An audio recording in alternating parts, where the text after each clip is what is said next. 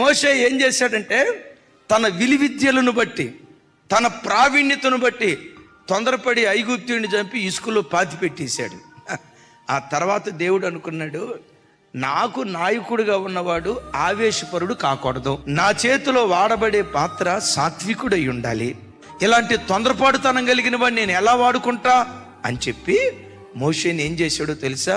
మిద్యాను అరణ్యానికి పంపించి 40 సంవత్సరాలు మిద్యాను అరణ్యపు కొలిమిలో దేవుడు కాల్చేశాడు.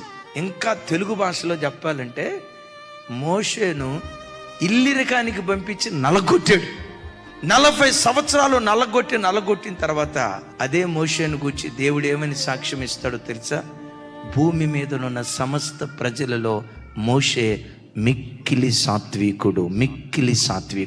ఇప్పుడు అడుగుతా, మోషే ఈ సాత్వికం ఏ యూనివర్సిటీలో నేర్చుకున్నావయ్యా? క్రేన్బ్రిడ్జ్ యూనివర్సిటీలో నేర్చుకున్నావా? ఉస్మానియా యూనివర్సిటీలో నేర్చుకున్నావా? నాగార్జున యూనివర్సిటీలో నేర్చుకున్నావా? జేఎన్టీయూలో నేర్చుకున్నావా? ఎక్కడ నేర్చుకున్నావంటే మోషే ఏమంటాడో తెలుసా? ఈ పాఠాలు శ్రమల పాఠశాలలో నేను నేర్చుకున్నాను. నేను ఎప్పుడు చెప్తా, గుండెల మీద రాసుకోండి. శ్రమల పాఠశాల నేర్పే ఆధ్యాత్మిక పాఠాలు ప్రపంచంలో ఏ యూనివర్సిటీ మనకు నేర్పలేదు.